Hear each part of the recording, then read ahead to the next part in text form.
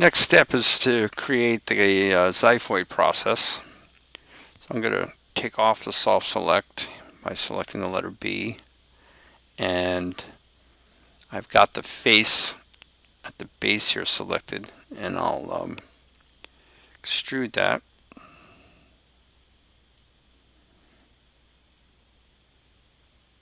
And let's add a couple divisions. Okay, and let's make sure everything is what it should be.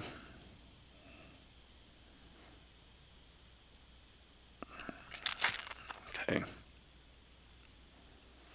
and maybe we'll take again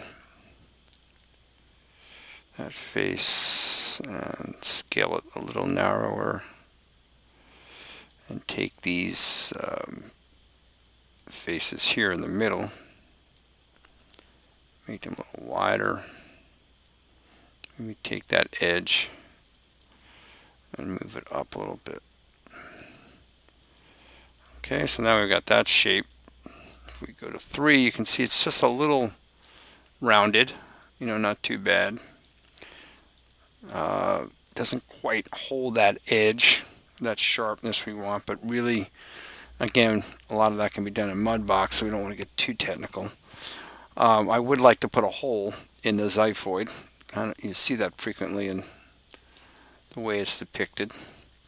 So I'm going to do the same thing we did earlier. Insert edge loops. One here, and one here. And then in the front view here, I'll delete this face and the face in the back. So if you look in the perspective window, you can see I put a hole through it now. And if you wanted to, you could actually go inside here and look right up into the sternum. Okay. So everything you make in Maya is hollow. There is no solid geometry there. So what I'm going to do now is select the edges that are surrounding those two holes.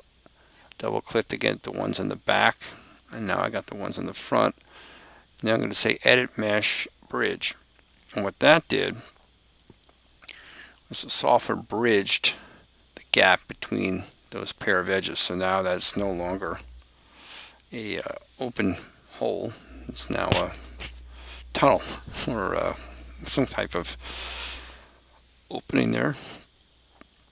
Okay. By doing that too, I also kind of helped hold this shape a little bit together, so things aren't quite so rounded. I might go ahead. Really want to get this manubrium just a little more the way I would like it. So I think what I can do now that I've done that is grab this top face and maybe move it down a little bit and widen it, and then I can take these two edges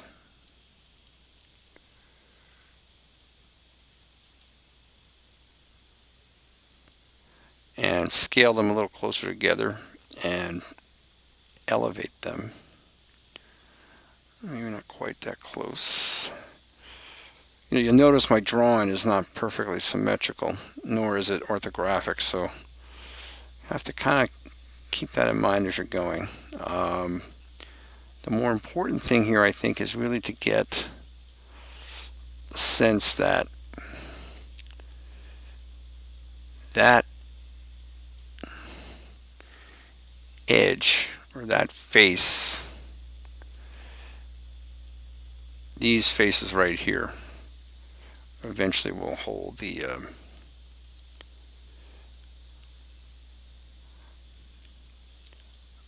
articulating surface of the clavicle, and that this face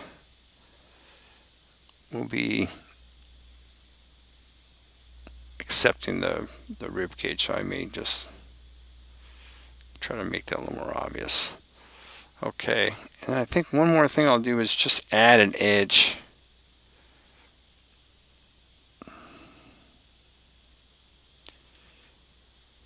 Right in the kind of in the middle here.